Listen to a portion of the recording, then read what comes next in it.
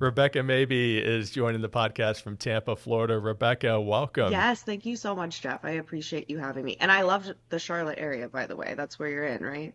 Yeah, that's right. Yeah, when were you up here So last? a while ago, but have you ever been to Amelie's, the bakery? Oh Okay, yeah. so I lived in Atlanta for 5 years. I'm born and raised in Tampa Bay, like Pinellas area. Then I went to USF in Tampa, but I moved to Atlanta for 5 years and then moved back after COVID. And Atlanta actually had the only like offshoot. Well, I guess there's one in South Carolina, but they had an Amelie's in Atlanta, and I worked there. And I hmm became head of catering, and I would go to Charlotte for like trainings and things like that. And I love that place. it is a favorite here locally, no question about it. Yeah, it's a great place. My stepdaughter is one of her and my wife's favorite places to go when Abby's Oh in my town. gosh. So And you guys have like three of yeah, them too. They're so cool. I know they are. They're so good. Well, this is, I've been really looking forward to chatting with you. We've been planning this for a little while, and so I'm so glad that you could take some time to join me for the podcast. Looking forward to sharing a little bit of your story and diving into real estate, both in Tampa Bay and the industry in general. Rebekah, before we start talking about real estate and, of course, marketing, which is something that is near and dear to my heart, and as it is to most real estate agents, I would say. Let's talk a little bit about your story and your background. You mentioned you were born and raised in Florida, spent some time in Atlanta. What were you doing before real estate, and what drew you to real estate as a career? So I graduated from USF with a sign language interpreting degree. So it's a communications degree, but with um a concentration in sign language. And I love deaf people, love sign language, all of it, but and I thought it was the right job for me, but what I realized doing it is that I'm very relational, and I wasn't because you're just a means of communication. I'm not One time I picked up a pencil for someone and got yelled at for 10 minutes. Like it's just a weird where you're supposed to just be very like guarded off to yourself. And so I just realized it wasn't the best for me. So when I moved to Atlanta, I did work at the bakery at first when I moved there. And then I actually worked for a marketing firm. And I had a team of 10 people, and we were the liaisons between like the big box stores and then clients trying to get in the door there and just helping them figure out, the consumer research, figure out what displays look best, what like major points to hit on, demographics, things like that. And I really liked it. I really liked training people, helping people, all that. And then when COVID happened, I think I just felt very burned out. And I realized that I had just kind of been like not taking care of myself super well. And so, because I was just so focused on just the quick, because it's such quick sales, it's like go, go, go, go, go. And it also kind of like I felt relation to my team, but not as much with the people because it's quick sales. And so my parents, my stepdad's a piano tuner, Bob Horton in the Tampa area. And so he's amazing at it. He has his own business. He does incredible. And my mom's a teacher, but they have been buying places pretty much all my life. They have like 8 rental properties. Just they buy them, they rehab them, they rent them out. They've sold a couple, they've bought other ones. And so I've been around it my whole life. Now, neither of them have license, but they always had an agent they work with. Now I will be their agent, obviously. But they are just super smart people and would have me go to the open houses, would have me go meet with them with the agent. And I started really thinking about that, and I was like, I feel like that's it because I do like marketing. I like sales. I like being able to show people why something matters and why it could benefit them, but I want that relational aspect.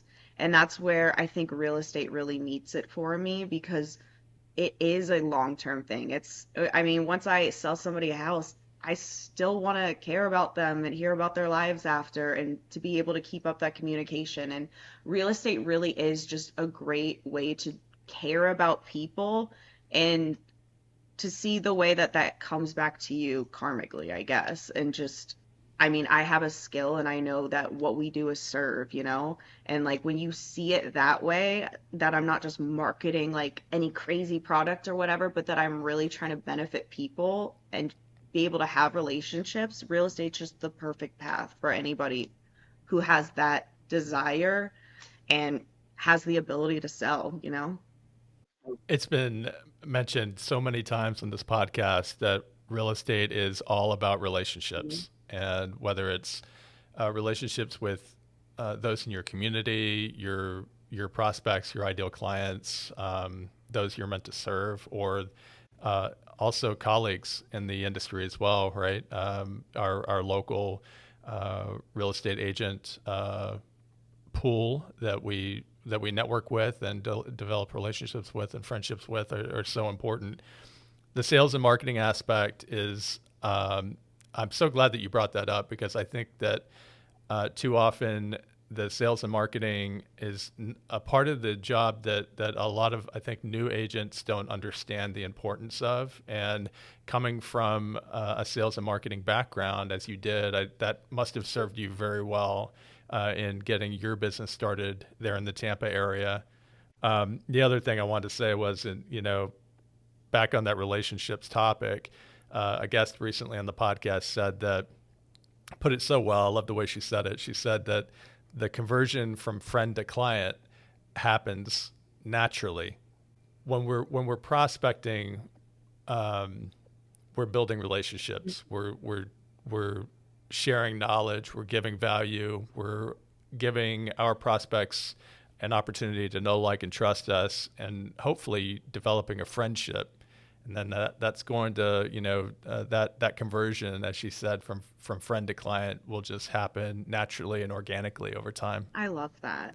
And it's true. I mean, I also tell people, because I think a lot of times I'll see agents, and I think it also because I come from a marketing background, I understand, like, I definitely just got my license, but it also does, and I have had obviously transactions and like I've done well already, but I think because of that mind, I already some things I can kind of help people with already because a lot Mhm. of, again, like I think I know we talked about this when we weren't recording, but really all you need to be successful is just a good attitude and good habits. That's really it. And I'll see a lot of people just kind of get angry at other people because they're like, oh, they didn't choose me or they didn't do that or whatever. And I'm like, your relationship matters, not just because that person matters, which they do, but like every person you know is 100 other people.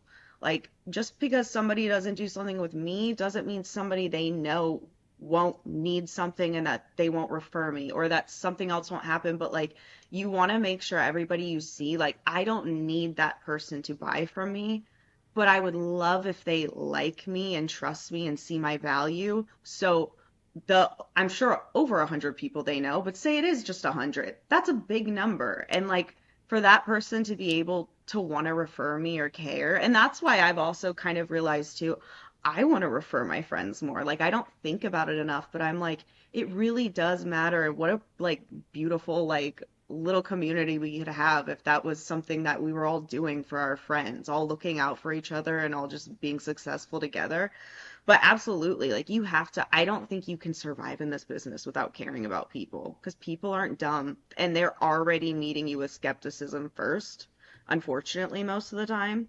But I mean, it makes sense. And it's also, so it's just, you just, I don't know, people can tell if you have referral breath or, have, That's right.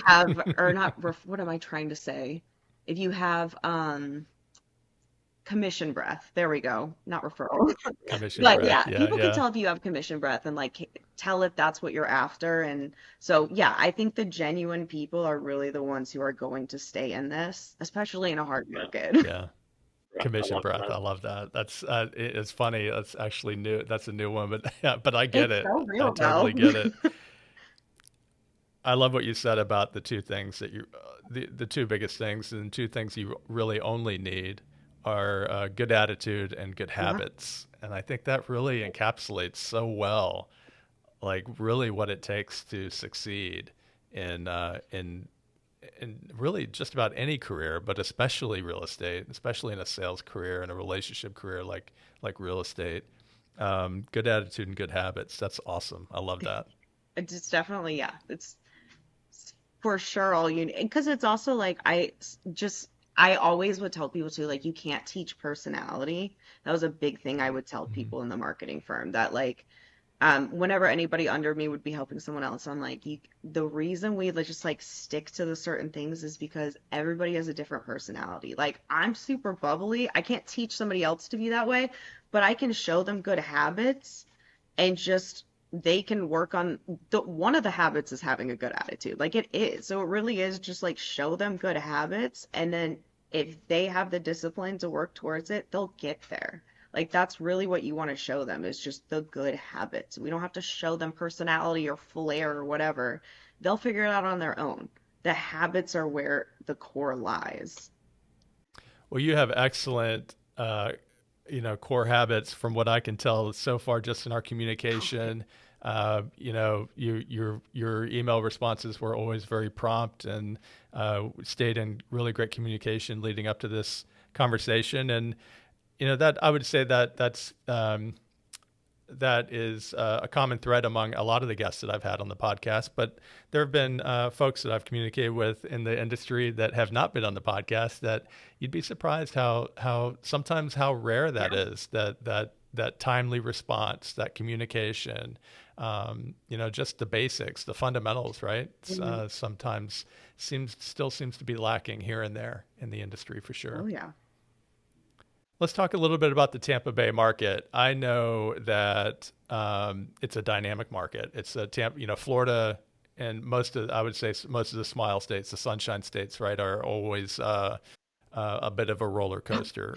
Florida, especially because of so many other factors that are out of our control, like weather. And COVID really threw a wrench into things because it allowed so many people to choose where they were working because they were working from home. So I know that created really kind of a surge of folks moving to Florida and the Tampa Bay area. Um, but I would love to talk to you about, just kind of get a sense of what the market is like currently in Tampa. I know here in the Charlotte metro area, we're seeing unique luxury properties uh, that have the right style, they're in the right spot, are selling very, very quickly. And, these are multi-million dollar properties when I say unique luxury properties. And, but we have definitely noticed an uptick in days on market for, the builder single family homes that is the bulk of the market. So I'm just curious, what's it like in Tampa right now? It's definitely so we're definitely in a buyer's market. And that's another thing that I try to focus on is like no matter what the market is, we work with both buyers and sellers. So it doesn't matter. Like, is it a rough market for sellers right now? Yeah. But buyers have the pick of the litter. This is like such a great time to buy in Florida right now. And so in that sense, it's hard because it's like it's hard and it's good. And interest rates, I mean, they hopefully will come down in the six something percent range. They're still up higher. But an interesting thing to look at though, too, because I was looking at the graphs and back in like the 1980s, interest rates were like 15%, like 10 to 15. So I'm like, this is really crazy that we complain about this, but I do get it. It's different than it used to be. And you're right, COVID feels like a fever dream now. But it is funny, like pre-COVID and post-COVID, it's like the same thing as 9/11, like pre 9/11, but like the world will never be the same. And so it has changed a lot of things. I bought my house right after COVID, and that's when Florida was having its boom, and I was trying to move back here. And so I got this house, but there were other homes I bid on then that were getting snatched up immediately. People bypassing inspection because they're like, I don't care, just let me have the house, please, whatever. And it is different how the market is now. I mean, people, because of the storms last year, Milton and Helene, it definitely like I've talked to people when I host open houses that are like, I've just been scared to pull the trigger. It's all just us see like waiting for like, what the weather's gonna do. We don't know what's gonna happen this year, but that definitely, and also, there were a lot of houses that were hit hard, and now laws have changed here where you have to say if a home has had flood damage. You can't just like fix it and whatever, but like if it ever had it, which is good. I love that they do that now. But because so many homes in like the St. Pete area, especially, have been flood damaged, it definitely makes it harder because people like turnkey here. I don't know if that's the market where you are too, but I remember a few years ago when everybody wants fixer-uppers, like that was the thing, and now people just want to be able to walk in and move in, you know? So in that sense, it's definitely made it more challenging. And I think what the most challenging part is, or what the most important part is just in general, we should do this, but pricing the home right is so important right now because we have hurricane season that we're going into. If it's a good one, awesome, it'll do great things. But after that, there's the holidays and people don't buy houses as much then. And so right now, like every passing week, every passing month, homes are currently, not that they're actually losing value as a structure, but in the market, it is getting lower. So being able to, the people I helped to buy their house, I mean, we got it for, I think, 16K under the assessed value, but they still, I mean, if they hadn't sold the house then, there was another house we put a bid on. They didn't take it, and now their price for the house is under what our bid was, and it's still not selling. So it's one of those Wow. things that it's so important to price it right, not just be like, ooh, let's see how much we can get, but truly look at the competitive price. Look at what has sold around here, not like, oh, what does RPR say or anything, but which you could still look at, but genuinely look at what has sold here recently because the market is changing so much here rapidly. I know it's gonna go back up. I don't just hope, but I know it will. But for now, it's just so important to just price things well. And then when you have buyers, like it's great. They have a great pick. So just really putting them in a home that's best. But I mean, the great thing about also buying and selling is I know on both ends people are being helped. So these people that are trying to sell their homes, like, sure, it might not be the price that you exactly wanted right now, but it is the best for now. And like, still, most houses I've seen aren't less than what they were sold for originally. Like, most people are still going to make some sort of a profit, but it is, I mean, it's definitely a trickier situation, but it still can be done. But that's about what the market's looking like right now. Hopefully we have a good hurricane season. I'm really hoping for it. I think it'll happen. But yeah, I think everybody's just kind of a little at a standstill. Yeah, fingers crossed in the hurricane season. There's a big one out in the Atlantic right now, Aaron, that's heading up to the Northeast. So hopefully it's not going to make any kind of landfall, but it's kind of just beating up the coast a little bit. But yeah, fingers crossed on a easy, a smooth hurricane season this year. I had another broker in the Tampa market on recently. Haven't released her episode yet as of this recording, but she also mentioned that there are quite a few homes in the Tampa Bay market that are still unrepaired from flood damage. There's some inventory out there that hasn't been repaired, Hmm. and so that's probably really affecting prices a lot. And I think also we're having the same issue. I think everywhere is having the same problem educating sellers on uh, the right pricing their home correctly for the market. It's not 2022 or 2023 anymore, and especially if you purchase during that time, you might have to swallow your pride a little bit because 2025 is a lot different than 22 was, and inventory's up, interest rates are up. It's different. So I think yeah, we're definitely struggling with that in the Charlotte market as well. So I think, and I would venture to guess that most markets in the country are going through the same kind of conversations with their sellers as well. Oh yeah. But I always say, like, you don't want to be that person that's like, no one's selling, no one's buying, and then Joe Sure. next to me has now sold 5 houses. You know what I mean? Like, it's like, that's Yeah. why I always am like, too, like, as much as it feels impossible, right? It doesn't feel impossible to me, I'll be honest. But, like, it is hard, but, like, knowing that it's still possible. Like, there are still people that have job placements. There are still people that have to go Yeah. to a school or training or whatever it is. There's reasons people still have to move. And Hmm. for people to buy houses, that means people are also selling houses at the same time. So to say like nobody's selling, only people are buying is crazy. It is a big inventory. It Yeah. is. I agree. And I'm not saying that it isn't, but it just, I guess I try to be on the hopeful side always. And I'm just like, it's exciting to know that because there's so much potential that when buyers come in, like just as many houses are being sold as are being bought. Well, unless you're new construction, but you know what I mean. But it is definitely Yeah. it is hard, but I'm always just like, and because markets fluctuate, it's like it's gonna fluctuate somewhere else. Like, it's going to go up again. Oh, for It's sure. just ebbs and flows. It's what it is in life. Well, I think too, it's a matter of perspective as well. I mean, if we go back to 2017, 2018, 2019 data, the current real estate market conditions, days on market, I'm not sure about anywhere else in the country. I know in the Charlotte market, our numbers our data is still so much more favorable than it was in 2019. Yeah, it's not a 2022 or 23 situation, but our days on market are still considerably less than they were in 18 and 19, and we were really growing during that the post um, recession era. Charlotte really grew a lot, so I think it's also a matter of perspective too. Mhm.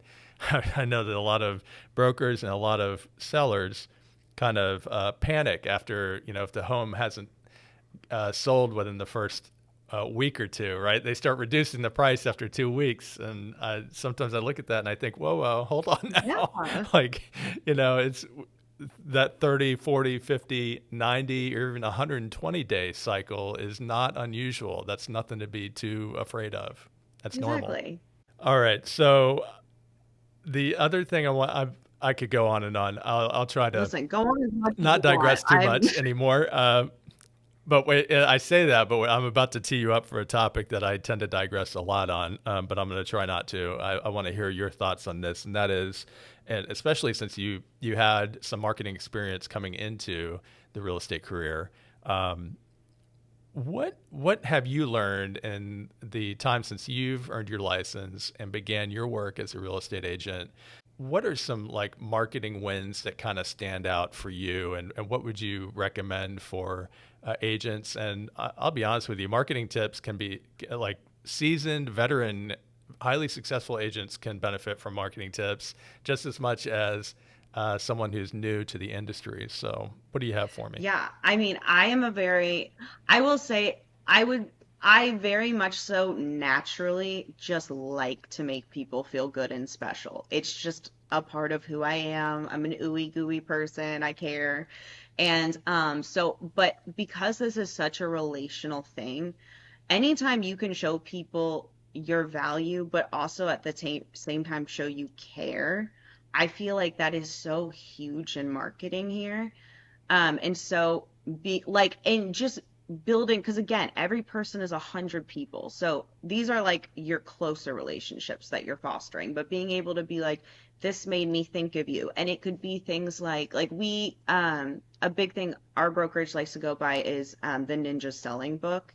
And so Oh I yeah. I love him. And so the 8 and 8 that he has where it's like every week you send them something else and you're like, "Oh, hey, this is a new map of your area. Thought you might like it." Or, "Hey, this new restaurant opened up." Because again, I shouldn't just be an expert in, what inventory is here. I need to be an expert in my area. What restaurants are there? What schools are there? Whatever is there. And so being able to show them that not only do I care and do I remember, but that I also know these things really will double over to be like a heartfelt thing for people and something that they think about and will remember.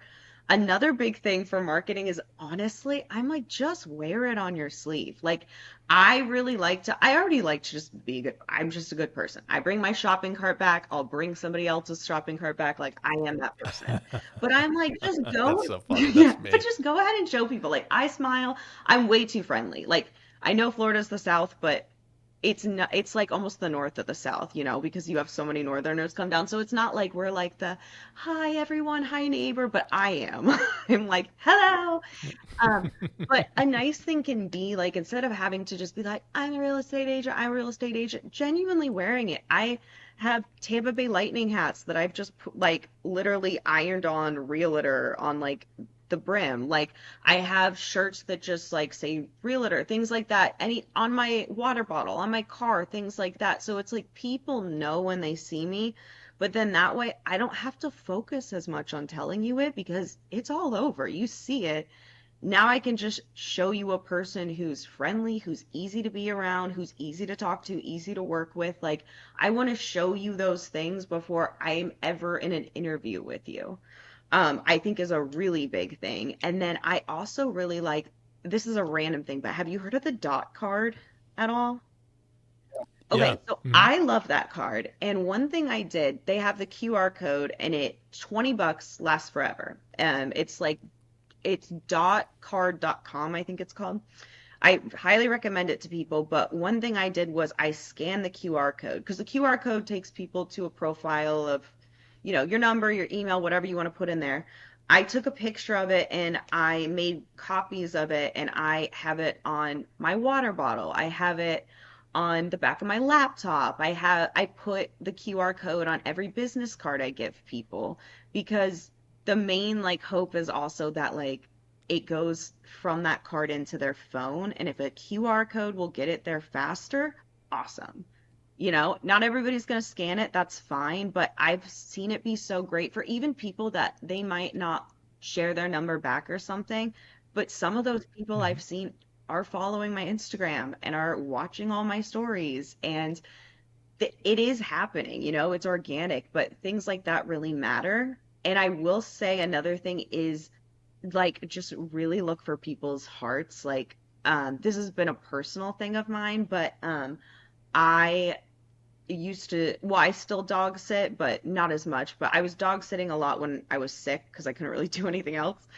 And so there are people I still dog sit for sometimes. And so when I do, I always will like give them like a picture, like a printed out picture of their dog, and have like a card behind it or whatever. But like that's something I know people will hold on to because it's a picture of their dog. Like my card is attached Hmm. behind it, which is great.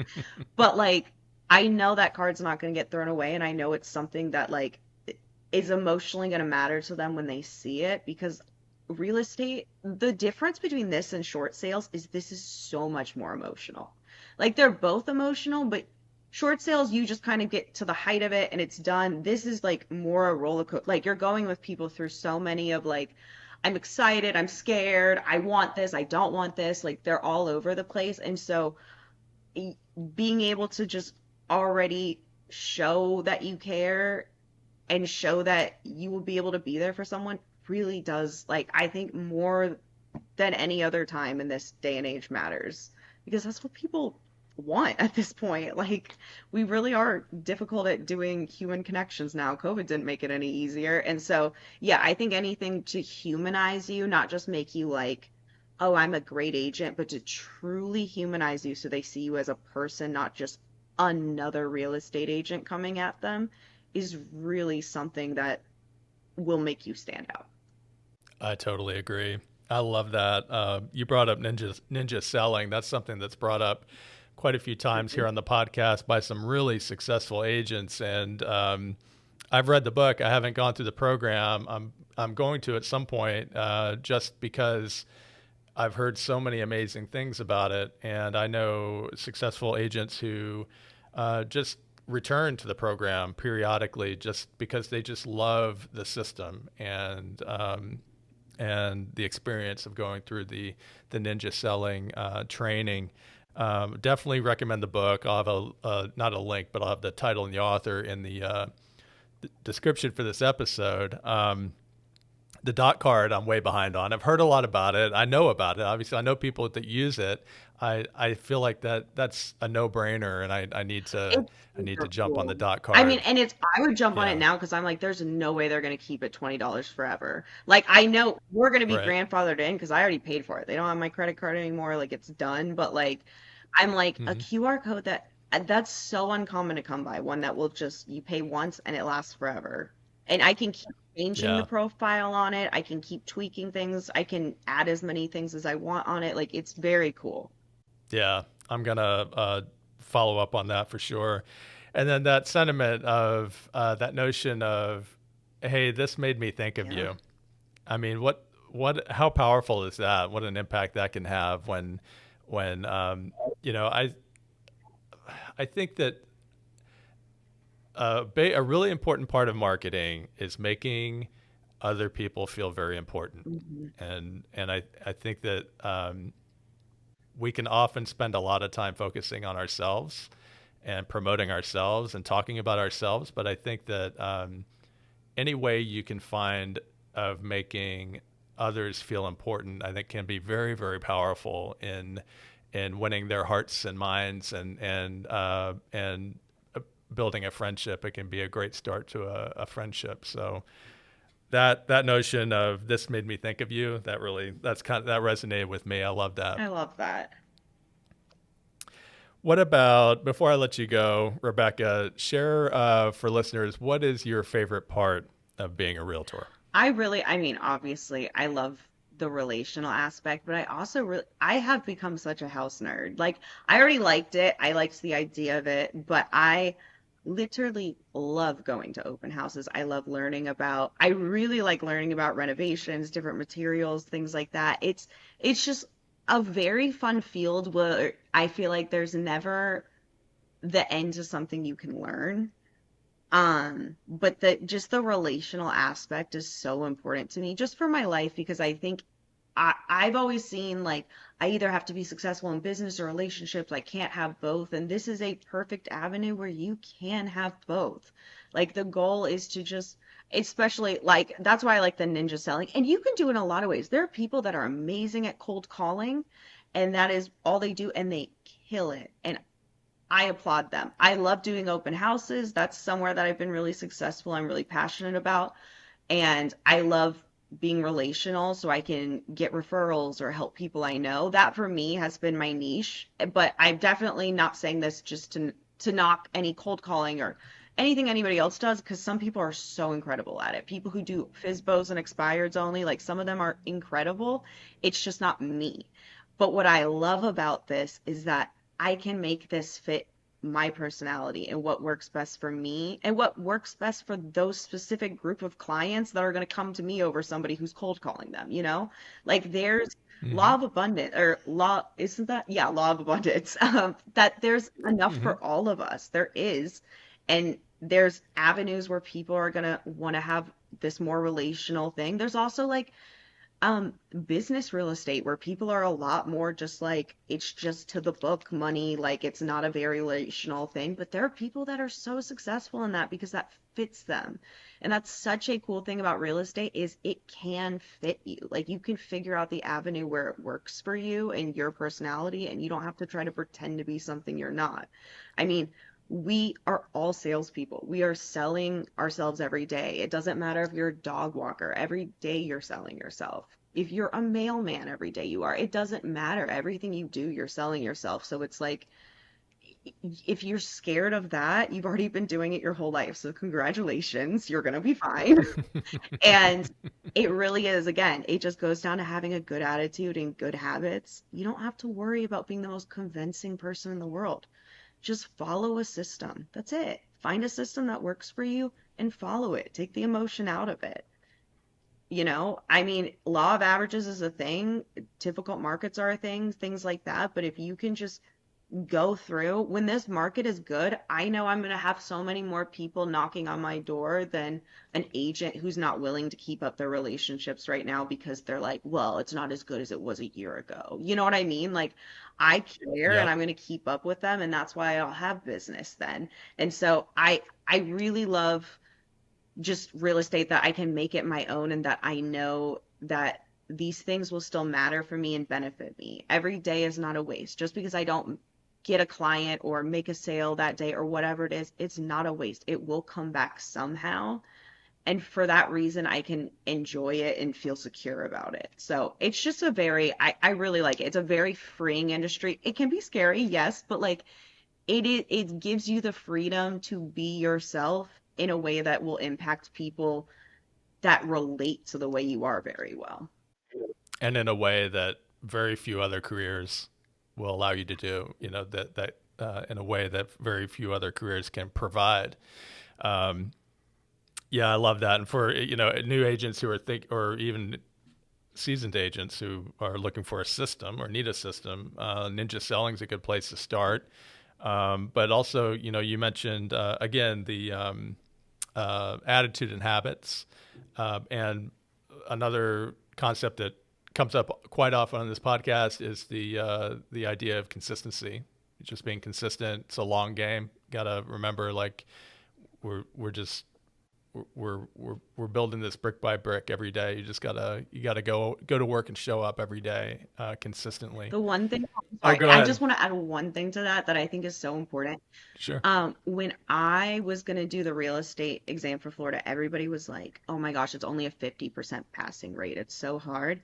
And there's this thing in my brain, I don't think it's always been there, but I think it's developed where when I hear something like that, what that tells me is I can be 50, like 50% of the competition is gone just by me doing this one thing. And like that's how I Hmm. like to think about like my habits and my attitude is like there's a lot of agents like there's a reason people will come to me even though I'm a new agent over someone who might be more seasoned. And this will be the same for you anybody who chooses to go into real estate is that it really is habits. And some people that are seasoned can get lazy or stuck in old ways. I had a doctor that kept me on like antibiotics for 10 years because he just was practicing old dermatology. And then I went to a new dermatologist and he was like, yeah, he should have never done that. But it's just, I was like, oh, he's seasoned. He's been here for forever. He knows. And so that's why you gotta like really like interview agents. First of all, if you're buying or selling a house, make sure you interview them. But new agents know that interview is when you can show your value. That's it. You don't have to have all these homes under your belt, all these reviews. Go ahead and have good habits and a good attitude and choose to do the thing that other real estate agents are not willing to do. Whatever they're too lazy to do or too busy to do or whatever, because you're going to get so many more opportunities. If they're down here and you're up here, you're hitting everything up here. They're never going to touch it.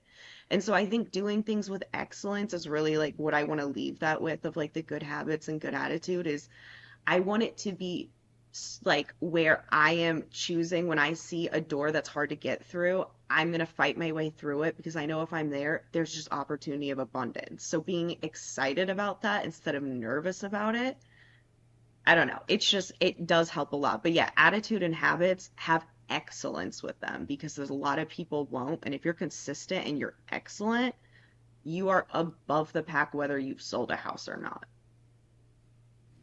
Be consistent and be excellent. I love that.